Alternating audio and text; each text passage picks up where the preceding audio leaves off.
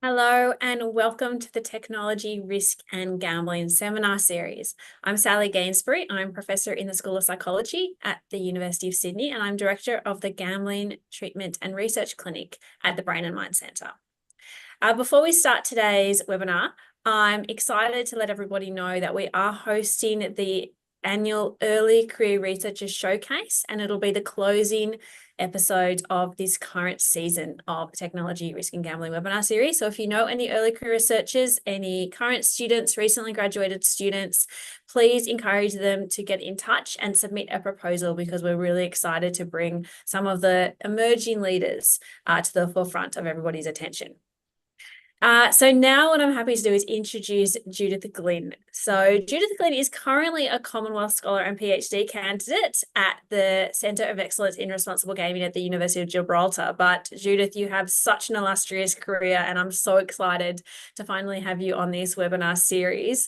Judith was involved in public policy and actually creating and expanding gambling in Ontario, Canada. And for many years, she managed the world's largest gambling research program, the Ontario Problem Gambling Research Centre, and worked with hundreds of international scientists and many stakeholders, both within Canada and internationally. You have had such an illustrious career, and it's exciting you're now doing your PhD.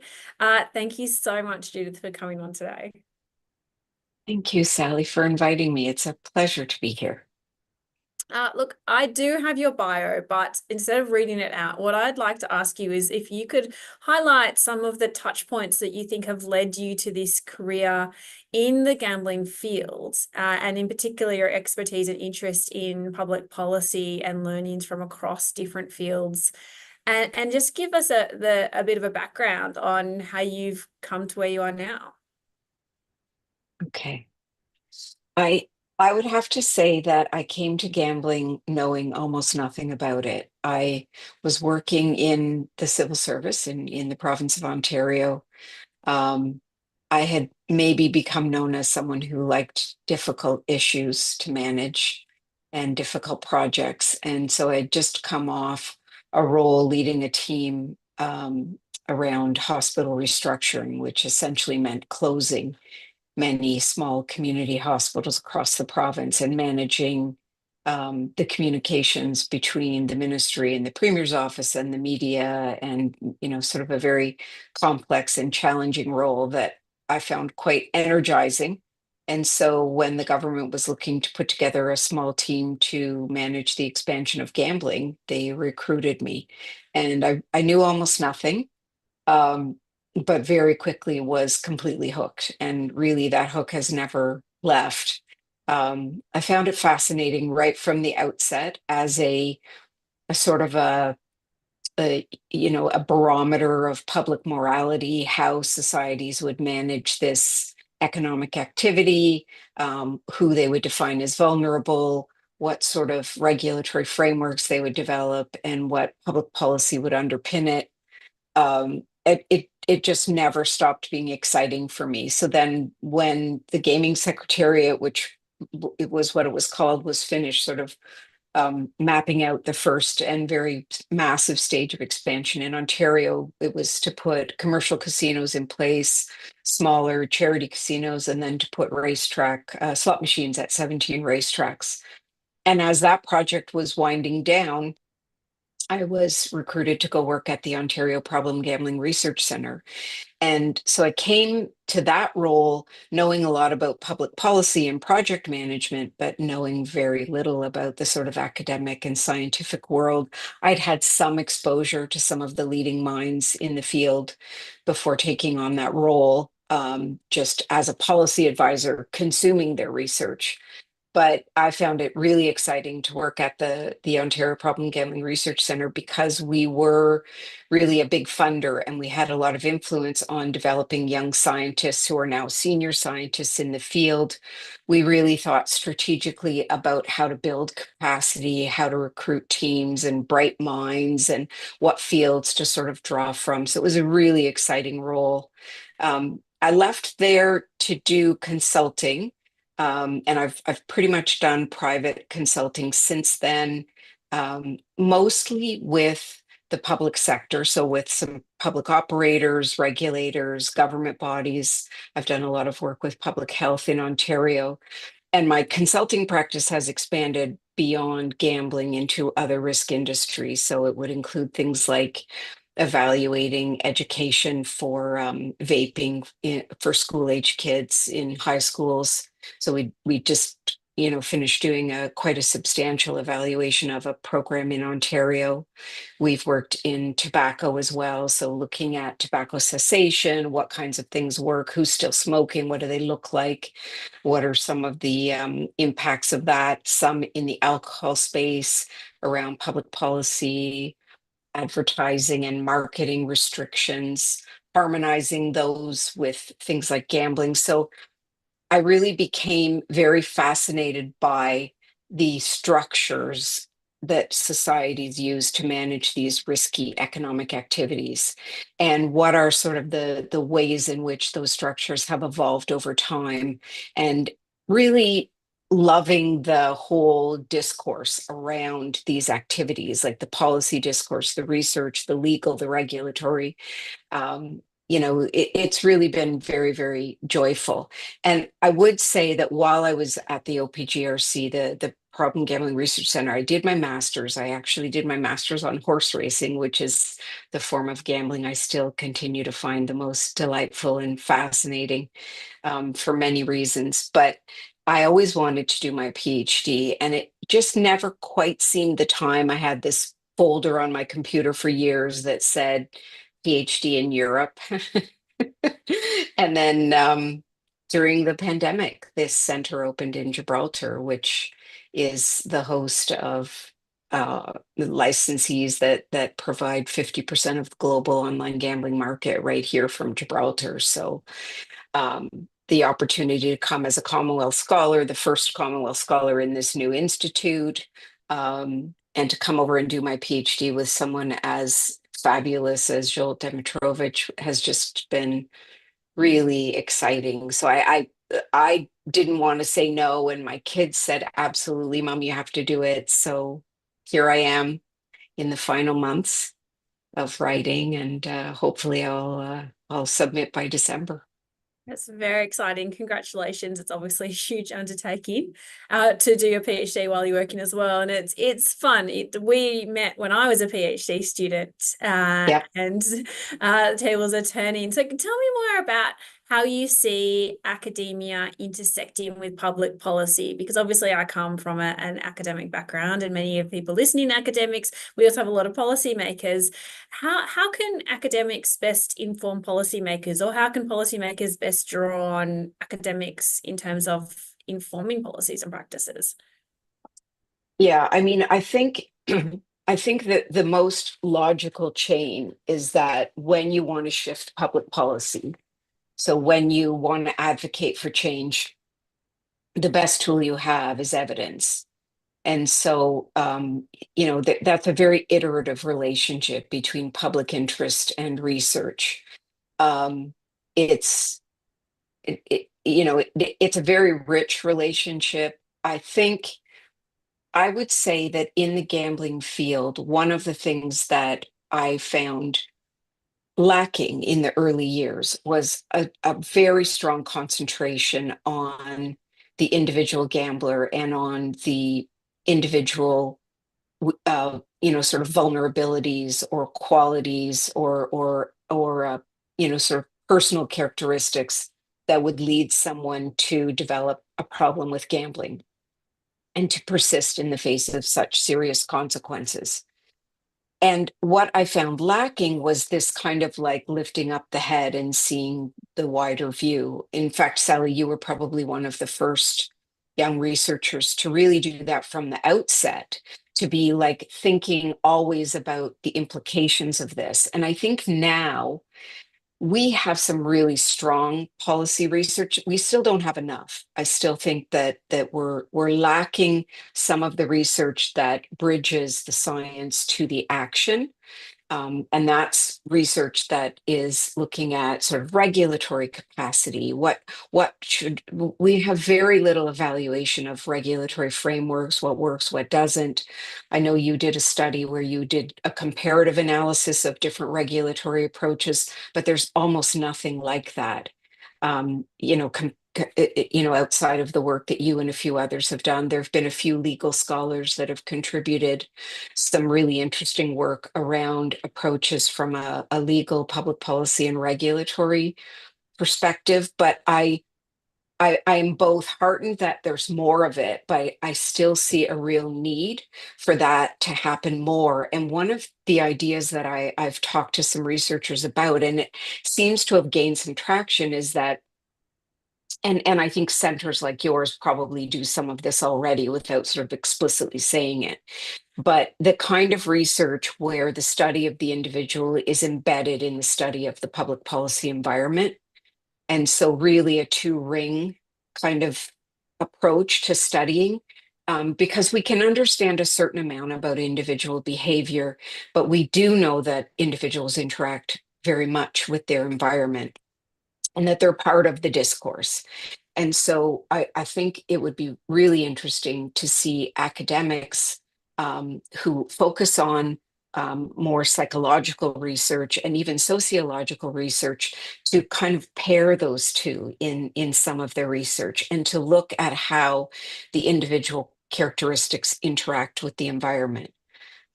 So I think I mean, that was a very sort of theoretical question. On a practical level, I think researchers making presentations where they can translate knowledge into calls for action. Mm. And that's when I think it can get very exciting, being a resource to media and to organizations that are pushing for change. And in some cases, being part of an institute that actually has a role in informing public policy. So I think, for example, of the relationship between Rutgers and the regulator, where Rutgers University in New Jersey receives the data from the online gambling operators and does annual analyses and derives insights that then are fed directly to the regulator. That's the kind of relationship that I think is ideal, to inform ongoing public policy. Yeah, I think that's all. There's so many things to get into there. One of the things that struck me just in that last comment you're making about the independence of research. So I've worked with lots of different stakeholders, as you know, government, policymakers, industry operators. So you have to be really careful of conflict of interests. And one of the issues with working with government is the political implications, and to be careful that there's no embargo on research, or what to do with research that doesn't align with the political stories. And I think that one of the difficulties is that the optics are that people don't often consider the government as a stakeholder, maybe more so in Canada, where there is more of a direct relationship between the operator and the government, but there's a huge conflict of interest there. And when there is direct funding from the government, particularly as a key source of income, is there a difficult tension in research being independent? And particularly being able to be free to ask the questions, because as you say, there's just been a lack of research on evaluation. And when you focus on only individual characteristics, sometimes there can be this tendency to think, oh, well, it's just about the individual and we need to teach individuals to, gamble in a better way.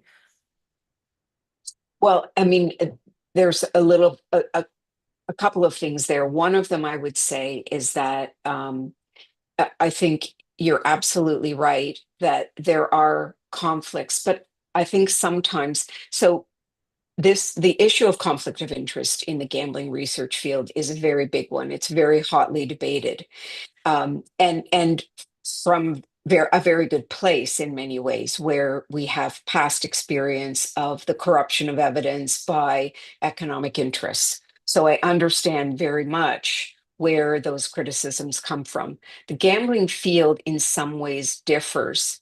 And so, in some ways, I think there are conflicts, but in other places, there are more appropriately called tensions. And the solution to some of those conflicts, which are impossible to erase, is transparency and different barriers that can be put in place, declarations, pre-agreements for publication and things like that. I don't think the tension around research independence is going to go away in the gambling field, Sally. I don't.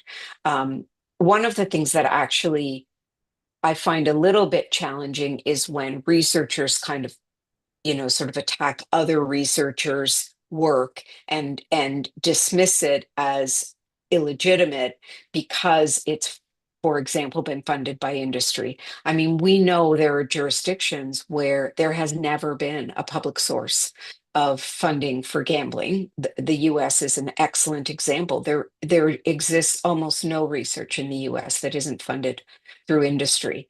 The center where I work, I'm a Commonwealth scholar, but the center where I work is indirectly funded from settlement money. Many other organizations are similarly funded. So I don't think that tension is ever going to go away. What I do think is we have to talk about it. We have to talk about what are the ways that researchers can maintain that independence no matter who the funder is. And you're right, there are economic interests and political interests, and they're very often intertwined. And you can't talk about public policy without talking about politicians. And a legislator is also a politician. And so when you work with legislators, whether you consult to the entire government or whether you consult to individual legislators, you're right, there are tensions and pressures there. And I think those are inherent in risk industries. They're inherent in any industry where there's risks to the population. But that really can extend very widely in our society. There are many industries where there are those inherent conflicts. Gambling, I find, differs in some interesting ways. So if you think about a producer of a bottle of alcohol, they're not there when you're consuming it. They produce the alcohol, they put it on the shelf. The government then regulates who can sell it, where it can be sold, to whom it can be sold, when it can be consumed in public and private, well, not private homes, but in clubs and bars and things like that. With gambling, it's almost like a co-consumption. So the act of consumption occurs in the full view of the operator. So the gambling operator, whether it's in a physical facility or on site, on a site, the gambling operator is present while gambling is being consumed. So if we want to make meaningful impact on making that as safe an experience for the gambler as possible, we have to work with industry. And of course, we need parameters and we need limits to establish independence. And we need researchers who never work with industry and who can do different research, or who can test the kind of research that people who work with industry do. But I really feel that we've almost created a climate where there's a fear around engaging with research, with industry to do research. And that's not healthy either. So I very much agree with some of the criticisms and some of the fears and the demands for transparency and disclosure. But I think we'd be missing an extremely important opportunity if we didn't work with industry. Yeah, and That being said, I think I've learned over the years that if you really want to have an impact, you work with public policy and regulation. That's where you get real change. Well, and that's, I think, where you need, and I think there's different jurisdictions where the policymakers are more interested in change or more motivated. In Australia, for example, we sometimes have this, or in some jurisdictions, I suppose, we have the examples where the industry will make a change and then the regulators will then catch up, because there is this kind of lag in that it's easier actually for industry to just say, okay, well, we all agree to do this. And whether they're motivated, I've got colleagues in economics, and a lot of people often ask me, why do industry participate in research, or why do industry put in responsible gambling strategies? And there's cynicism, or they're just doing it to avoid being regulated, or they're doing and there's cynical reasons for it. My economics colleagues will say, we don't care why they do it, as long as they do it. It doesn't actually, their motivation doesn't bother us. It's much more about, well, it's in there and that's good, and then the regulator actually ends up regulating it. And I guess that final point I'll just touch on before I'm keen to talk about other areas. But unlike other areas, you can't do evaluation without cooperation of industry and regulators. Yeah. It's just simply not possible to get the access, the data, the constraints you need. You just cannot do the evaluations without engagement with the stakeholders. And as you've pointed out, and any researchers who've tried to put together a review of rigorous research of policy, it's just not possible to do completely independently. And what you said, Sally, is so important, that what your economic colleague said. And that's really where I want us to get, is where everyone at the table is well aware of the agendas and motivations of everyone at the table, but we still have to talk to each other. We still have to work with each other. And if we think that's dysfunctional, look how far we've come in the years since you entered the field.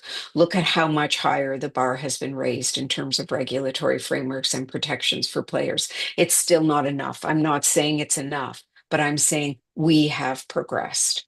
Yeah, And that progress happens when everybody is very much aware, not naive, not innocent, not silly, but very much aware of all of the different agendas. There are very real economic pressures in when a government legalizes gambling. It wants revenue, it wants to generate economic activity. That's why they legalize it. They can say there are other reasons, and there probably are other motivations, but it's largely around capturing revenue and channelizing behavior and activity that they think is already occurring, and expanding, beyond that. So those economic pressures are real, and they're not going to ever go away.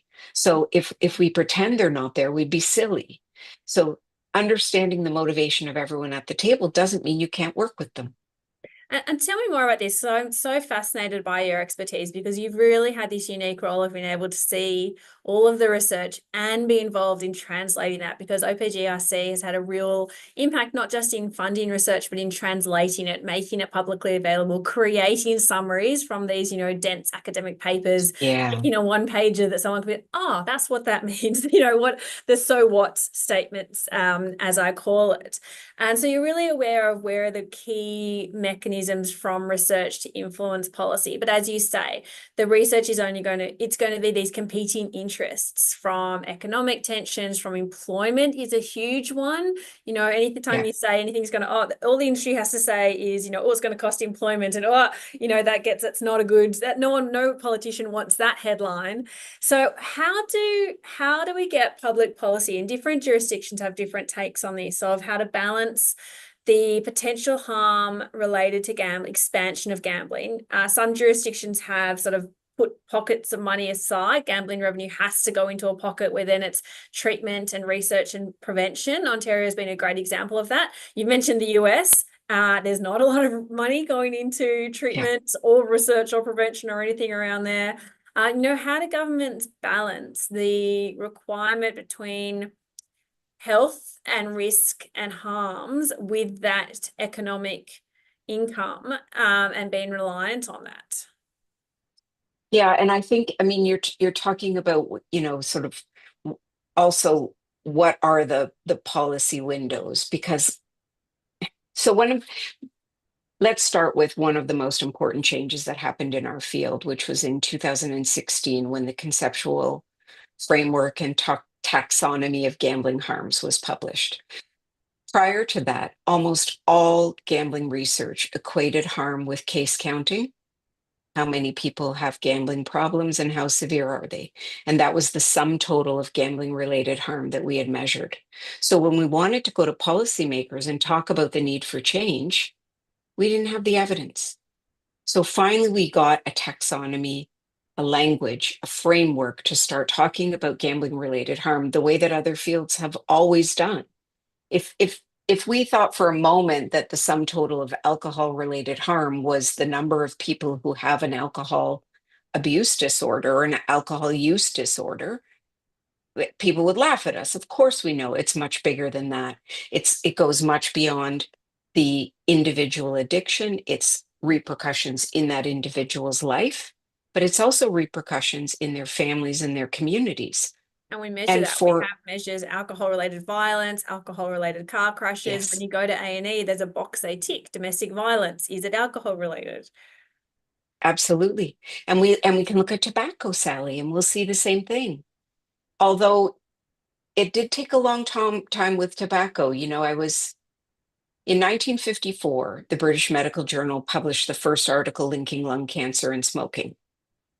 It wasn't until 80, so 30, more than 30 years later, that the US Surgeon General finally acknowledged the link between cigarette smoking and secondhand smoke, the risk of secondhand smoke to third parties. So if you can't articulate that the harm expands beyond the individual who develops a problem with gambling, if you can't force that official recognition, you don't get Clean Air Acts. You don't get smoking banned in bars and restaurants. You don't get any of that action until you expand the definition of harm and vulnerability and start to measure it as researchers. So that 2016 was a watershed in our field, in my view, to finally be talking about harm in different ways. Now, there have been different conceptualizations of harm since then. I don't know that there's a universal definition, but there is now an absolute widespread acceptance that harm is beyond the individual. And it's beyond just that they have a diagnosable gambling problem. There is an absolute acceptance in the 8 years since that framework was published, and still I see articles that say they're measuring harm and they're only case counting gambling problems, but more and more we're seeing really creative, innovative, rigorous ways of measuring that broader harm. And that's the tool we need to shift public policy. So when we want to have those conversations and we want to shift public policy, we want them, for example, to change the definition of who's vulnerable. We need that research evidence. So that definition of harm and that concerted effort since then to try to define harm more clearly was a very big shift in our field. And it will give us the tools we need to affect public policy change. Have you seen action from that? Because it's such a good point, but I think it's also a bit chicken and egg, that until there's policies in place to start counting and getting the metrics, getting gambling on those checklists so that when someone comes for a court Yes. for a family breakdown, there's a checklist, is gambling involved in this, until someone is imprisoned for a crime, is gambling related to this. Suicide doesn't even still have a checklist, even though we know that there's the figures are sort of 15, 16 times higher.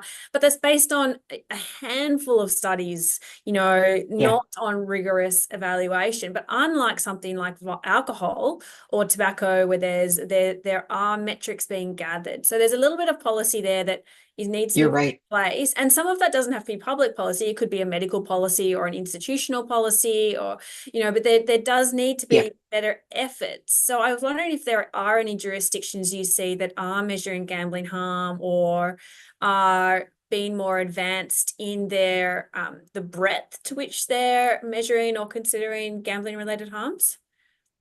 I think the UK has been a leader in this area, where they really have, and Australia, where there have been a number of studies that attempted to actually measure harm in the population. So harm to the person who gambles, but also harm to the people around them. I mean, you're absolutely right, and thank you for pointing it out. You need public policy to enable you to collect the data, to build the evidence, to push for public policy change. And I would say that when you have an industry that's as much in not turmoil, but flux as the gambling sector is globally today, we have our policy change window. We have it. We have jurisdictions that are expanding their offerings of gambling at rapid rates, like in the US. I think it was 35 states in 12 months legalized sports wagering. After years of hesitating to legalize internet gambling, they actually legalized the form that arguably has the greatest risk of all the forms of internet gambling. So you have that going on, but then you also have jurisdictions that have had dramatic shifts. The UK, the shift there in a focus on a very strong regulatory framework, on a very purposeful drawing on evidence and actually funding and enabling that evidence to be gathered. I mean, that's a pretty good model for what we're talking about, But look at the especially UK, if we how want to much look at.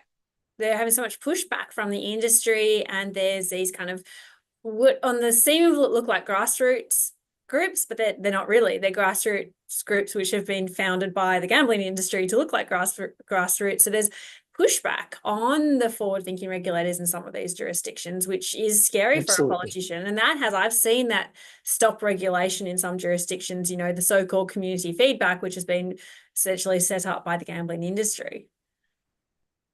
Yes, I mean, I think again, we have to be very transparent and frank about that. And when we know that that's what's going on, we have to say so. But I would say that for the most part, the regulator in the UK has been able to, just kind of continue. I will say that two of the commissioners who I spoke to in the last few months have said that they do have an intention to be more consultative as they go forward. But they started out with like sort of a very heavy emphasis on enforcement, investigation and enforcement. And, that was kind of the arm that they led with. I will say this one thing about pushback with the industry is that in a competitive market, it's pretty hard to ask one or two or three gambling companies to do something that needs to be done. But if you, as the regulators, say, this is what we're going to do, like in Ontario, they decided that you could not offer bonuses and inducements to get people to sign up. You could only offer them bonuses and inducements once you signed up. So you couldn't use them for customer acquisition. On the one hand, it had an interesting economic benefit in that it allowed some smaller players to gain market share because they weren't drowned out by the deep pocketed larger players. So it had a cool kind of economic motivation as well. But on the other hand, it also reduced the extent to which new people were offered bonuses and inducements. The industry, my understanding is that they were vocally very, very critical of this, but privately, as long as you make sure you enforce it equally across all of us, it'll save us some cash. And that's that advertising that does come around. And in Australia, the government is sitting, I think we're up to 16 or 17 months on a recommendation around banning advertisements that we haven't heard a response to, which is interesting because the large players, as you say, would actually, or the operators that will benefit most are the ones that already have market share because they just don't have to pay for advertising anymore. So they save huge costs. Yeah. It makes it harder then for new people to enter the market. The biggest stakeholders that have now been speaking out against it are ones that were never in the gambling industry. We've got the broadcasters and the sporting organizations that never had a stake in gambling, but now are hooked on the revenue. They've become these new stakeholders. And then again, particularly for online gambling, is this complete constant refrain, but what about the black market? What about everyone will just gamble online offshore, which I've tried personally to do research on offshore gambling, and it is very, very difficult to find, to recruit people. It's an illegal activity, so it's difficult to do. And I don't necessarily want to go down that path, but there's always going to be different pushbacks, and it's about negotiating that tension, which is maybe where I want to, hop to, is talk about your expertise and learnings from other fields. Gambling is, I think, more similar to alcohol than it is to tobacco, because there's a fairly strong community sentiment that tobacco isn't really great and vaping isn't great, or at least it is harmful, and all use is harmful. Whereas alcohol is Yeah, more I similar to think the gambling, that it's socially acceptable. There's an acceptable level of use that seems, tolerable. So what can we learn, and what have we seen happening in alcohol that gambling could look to learn lessons from?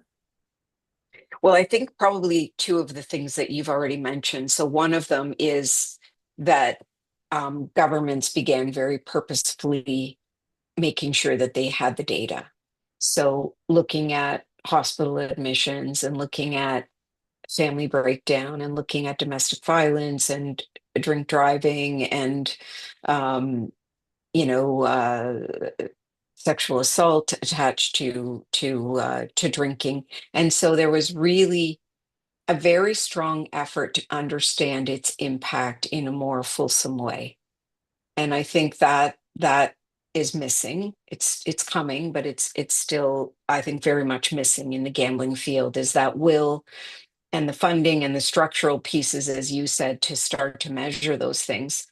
But the other thing is that in those fields, I would say that one of the biggest changes was when the focus shifted away from the individual to the family, the community, and the society. So when they started to think about the harms that were experienced around the person who was consuming the risk product in a risky way. So with alcohol now, the conversation isn't so much around whether someone develops an alcohol problem or not. It's how alcohol relates to all kinds of other risks in their lives. And it's all the things that they can't or shouldn't do if they've consumed alcohol, particularly driving. So I think one of the most important things that happened in alcohol and certainly in tobacco, although I agree with you, tobacco differs in that any amount of consumption is is harmful, although that is where the evidence is going with alcohol. The latest evidence with alcohol is that there really is no amount of alcohol consumption that isn't harmful, which is interesting because tobacco was, initially, I mean, everyone knows that there were ads where doctors were advertising a certain brand of cigarettes. So the knowledge changes, the thinking changes, but I think the most important shift in those spaces has been when the focus turned from individual case counting to, we as a society, what is this really costing us? Mm. What is it really costing us if we don't have really responsible laws around alcohol consumption and alcohol sales and alcohol production and dosage, how much alcohol can be allowed in a single drink, host responsibility in bars, duty of care that's very strongly established for anyone who serves alcohol to anyone else, even in their private home. And so, really, where we saw the most intense public policy shift was when we started to focus on the community, the family, the Mm. society as a whole, and the impact of consuming that product on the community. And I still think that we need that conversation in the gambling field, Sally. Yeah. Riley did a review in 2016. I think by that point in time, there were more than 18,000 articles on problem gambling, and they were looking for which ones addressed family harm. And although several hundred of them said they did, um, only 53 had collected data from significant others of people with a gambling problem. And you know, one of the really difficult things, so I've looked at this because I'm doing a couple of pieces of research, one looking at comorbidities of gambling. So what are the other mental health disorders associated with gambling amongst both individuals and people around those individuals who gamble, and also looking at screening for gambling problems. And one of the biggest issues is the awareness, because unlike alcohol, where you can visually see someone's intoxicated, or even the next day, there are visual cues that are observable. There is no visual cues of gambling, and it's very often hidden, such that the person who is a significant other impacted by gambling may actually have no clue whatsoever that there is gambling, that their marriage deterioration or their lack of cash, like all of these Yeah, things going on. So it's even in the best designed studies, it's very difficult to mention, because not only are yeah, people not talking about it, they actually aren't aware of it, even yeah, amongst the individuals themselves. So I think that's a really, really important thing to be talking about. you're right. Is, awareness isn't going to change anything in and of itself, but there are some steps that we need to take around, I mean, just normalizing asking the question and getting people more aware of talking about it. And I really like that idea of not case counting. And, we've got all this responsible gambling stuff, which we know doesn't work now. Don't, gamble responsibly, because people don't understand what that means. And does it really matter if, on the PGSI you're a 5 or an 8? It isn't Yeah, really about that. It's about what yeah, harm are you experiencing? If you're harming yourself or other people, that's what we need to be counting. It honestly doesn't really matter if you qualify as someone in a mental health disorder from a public policy point of view. So Oops, that's, I sorry. think, and I'm not sure if you have any good ideas of what's needed Yes. to start No, you, this community action that people are saying now it's fine to have alcohol. I mean, the first webinar we had this season was with Chris Rain, who talked about sober curious, that it's fine to go out and have an alcohol-free night, whereas there isn't really that conversation yet around, taking a month off gambling or, ensure, like, there's not that public yeah. conversation amongst, oh mate, don't drive, or, how do we start to shift the public dialogue around gambling? So if we go back to what you talked about with family members, I think there's a very important stakeholder that needs to come to the table, and that is the financial services sector, because they know how much you and I spend on groceries and taxis and entertainment and gambling. They also know that you and I have 5 joint financial products, and they can see that you're spending an awful lot of money on gambling. And whether I know about it or not, we're going slowly into the financial toilet. Mm. I think that if we may need to decide that the family members or the joint sort of dependents of gamblers are vulnerable too. We might need to include them in the definition of vulnerable. But why can't you, when you and I go into a bank and we're going to open a joint bank account, why does that bank not lead us through a conversation about financial health, about limit setting, about limits we'll put on each other, about notifications, about permissions? Why are we not equipping families Mm. and not asking them to voluntarily put them in place, but having the financial institution put them in place by default? So you can't have that husband or wife who realizes after several years of a hidden problem that they have no more savings. They have no, their mortgage is maxed. Their children's education savings have all been spent. The fact that that can happen, that can be concealed from someone who is jointly financially connected to that person, is wrong. It should not happen. And banks can stop it. They can stop it when they open those joint financial products, and they can say, you as joint account holders of this mortgage, this line of credit, this car loan, this savings account, we need you to put limits in place for how much either of you is allowed to spend without the permission of the other, how much debt either of you is allowed to incur without the permission of the other. This just shouldn't be happening, that someone finds out years later that all of the financial security that they thought underpinned their family is gone. Mm. That's insane. Absolutely. And we have financial counselors working with us at our clinic because of the recognition that the individuals who gamble and the people around them, financial harm is usually, the psychological harm is extreme, but the financial harm is probably the most impactful, with the longest lasting impact that can't be Yes. undone. And it's unfortunately, we've these stories of taking control of parents' finances, borrowing money from friends and family, not to mention payday loans, because there's all these creditors, and maybe I'll try not to get on a massive rant about how I feel about payday loaners or unsecured, financial providers that don't do any background checks. But this is actually, I think the first webinar we ever did on the TRG was around the role of banks, and that was back in 2001. What are we going, no, not 2001, 2001. What are we going to do? And why don't banks have more of a role? And it's now 2004. It's 2000 and we had it. So it's 4 years and still banks are being so slow. So yeah, I Yeah, totally agree. There needs to be more accountability and more checks and balances, which don't just benefit gambling. I mean, there's so many aspects of financial absolutely. literacy, that teaching young Yeah, people financial literacy, teaching people exactly.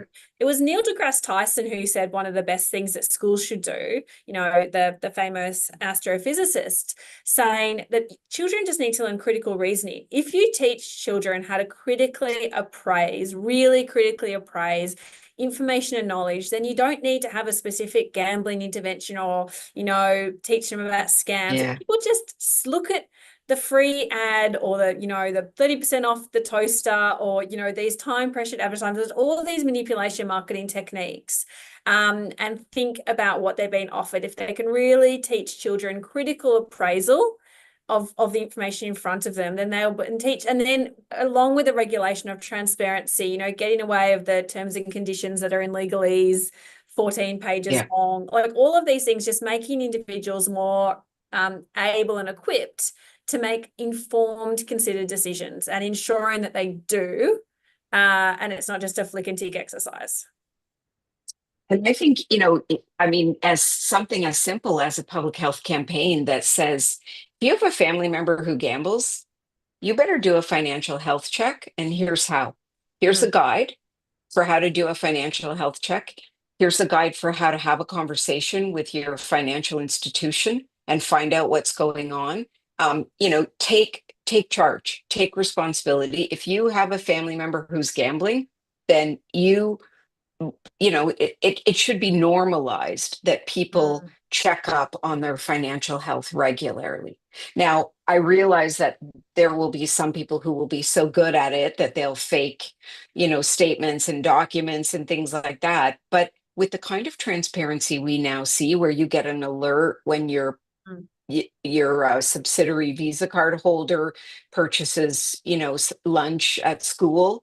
The fact that that's possible means that we really should be able to have this conversation in more public spaces and in schools and through promotional campaigns where we teach people about checking up on your financial health, because that's really where the root of the harm often is. And as you said, it's the one that's long lasting. It's potentially even legacy harm to the next generation, where the financial health of the family has suddenly been gutted.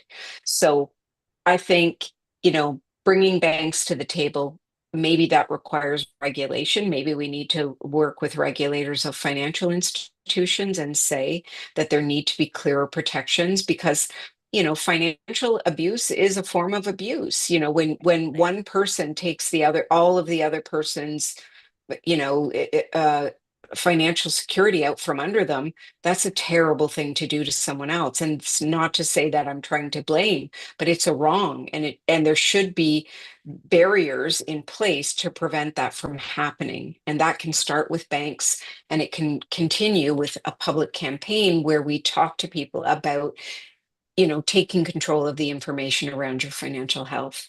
Definitely. And I am very aware that we're having this conversation as to Western, well-educated women in circumstances where we have access to technology. And I don't want to minimize the cultural nuances and the gender patriarchy and the lack of technology. So we're sort of saying this, there's a lot of nuances that I think, that's why I think a public health campaign is important, but we'll obviously have to address a lot of issues. And I've got colleagues, and we're putting together a program looking at Bangladesh and addressing the family unit, in efforts to reduce teen gambling. So there's a lot of complexities that we need to be mindful of before Yes. just saying, this needs to get done. But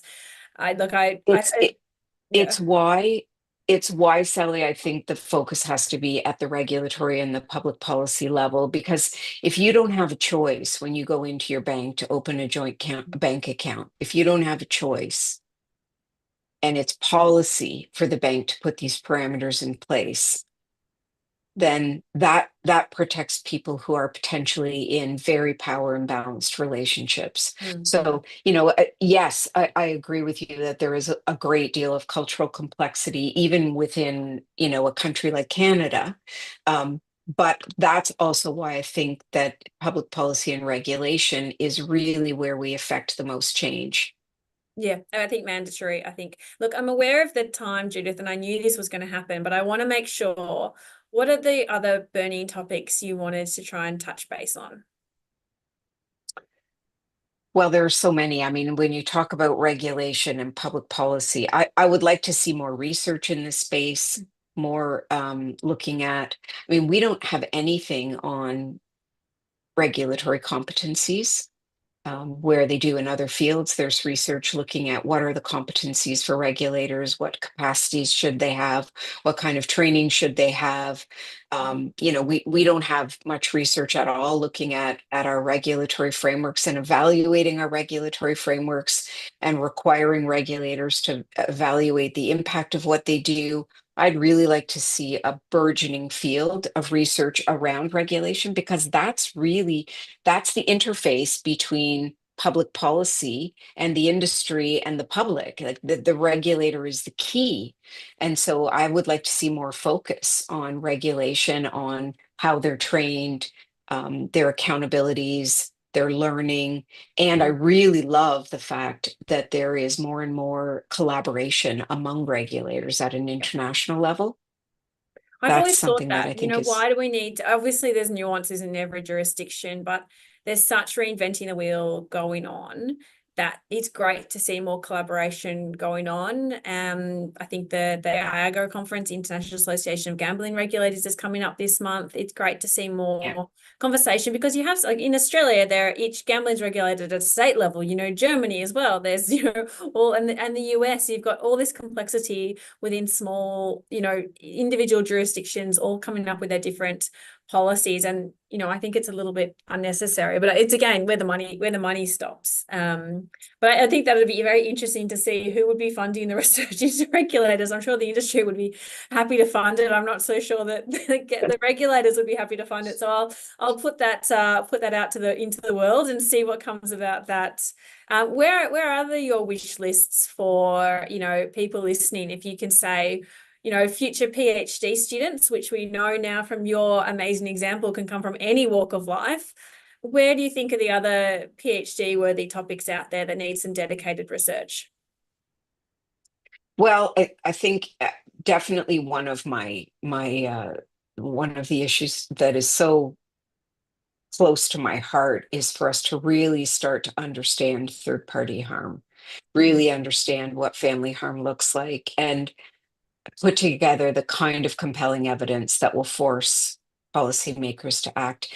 This is one of the areas you and I spoke about where the gambling field is so far behind any other field. So, we talked about the fact that in alcohol and in tobacco, a lot of the public policy impetus came from recognizing harm to third parties, but also a lot of the public resources were devoted to preventing that.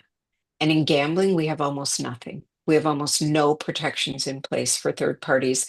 There are a handful of jurisdictions in the world that, for example, have a process whereby families can apply to have their family member excluded.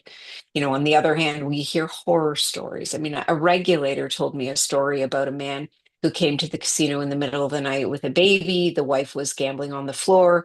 He wanted her to come home. She wouldn't. He tried to force her. He ends up getting charged with assault, taken away in handcuffs, and the wife stayed to gamble, and the baby went to state care. Yeah. So, The and that balance regulator was between telling me, individual versus, community responsibility. but what that regulator was telling me is I don't have the tools. I don't have the tools. And so we need to start to pressure our public policy makers, to look at addressing family harm and providing tools for families to, at least when they learn about the problem. I mean, another story I heard was a father and daughter ran an investment firm. The daughter was gambling customers' money. The father went to the casino and they wouldn't let him into the room to stop her. It's So we crazy. really need, Yeah. I want to quickly, we've we got a little bit of time left. This is a question I had earlier. Who has the responsibility isn't the right word, but who's best placed? So I know researchers probably need to do better often at translating and disseminating and making sure their research gets out there. But at the end of the day, it's not actually our job. Our metrics are to impact the field, definitely, but we're not advocates. We're not around, right. shouting from the rooftops. But there's a limit to the extent to which we can push. There's blurry lines, but there's other responsibilities on academics. There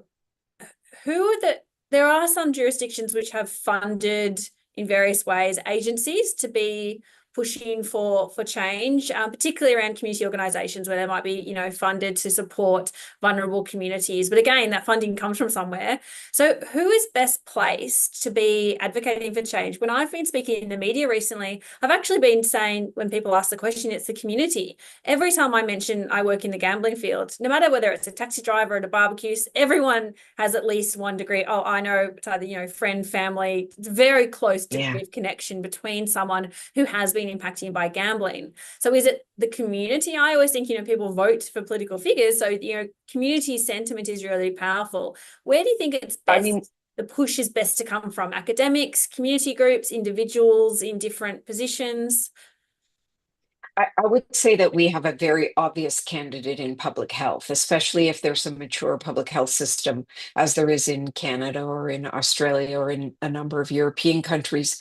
Because what public health's job is to ignore the economic pressures, absolutely ignore the economic and political pressures, and look at the population as a whole. They're tasked with population surveillance, with understanding who's vulnerable for certain disorders and who's vulnerable around them, what is the impact on the population, and they presumably, in most cases, have a direct line to policymakers.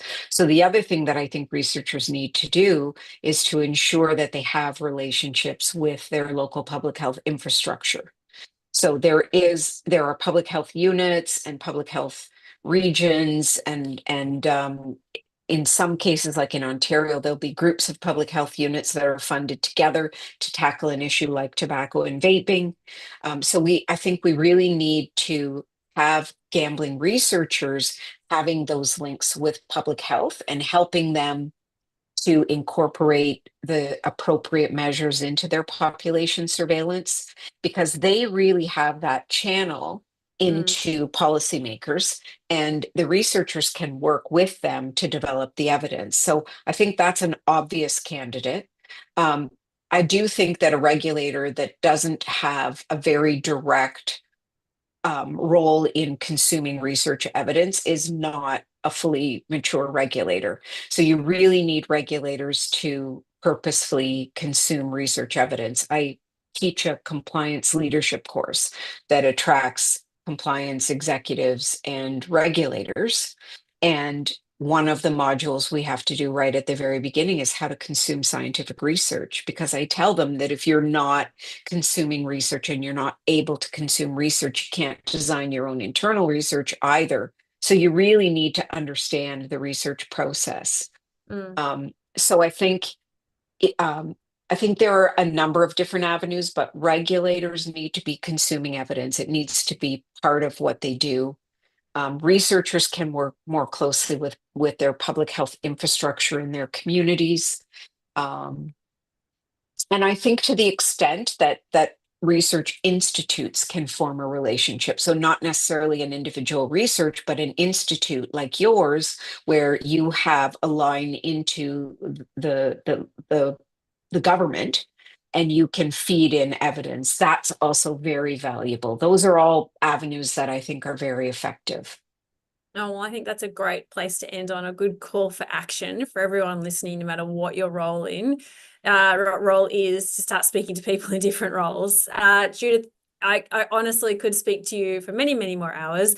Unfortunately, I will have the chance. I'll give a plug that, Judith, you are going to be doing the keynote speak at the National Association for Gambling Studies Conference, NAGS, in the Gold Coast in November. So it will be our privilege to have you there to learn from your expertise. Anyone that is able to come along to NAGS, please do, and hear more from Judith. Judith, what's the best way for people to get in touch with you? Is it LinkedIn?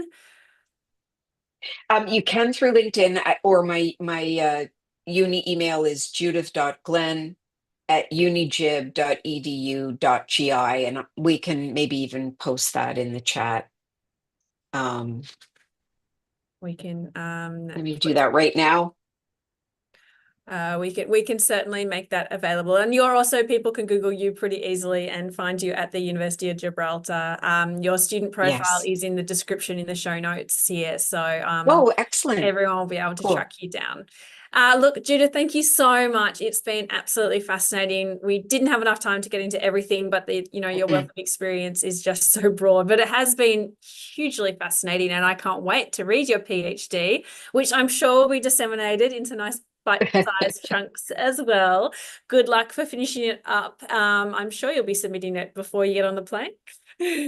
No. Oh, that's what the plane Well, ride's for then. Nice long plane ride to do the references. yeah. I'm really looking forward to seeing you and your colleagues in the Gold Coast, on the Gold Coast On the in Gold Coast. November. Thank you so Thank much, you, Sally. Judith. And thank you everyone for listening.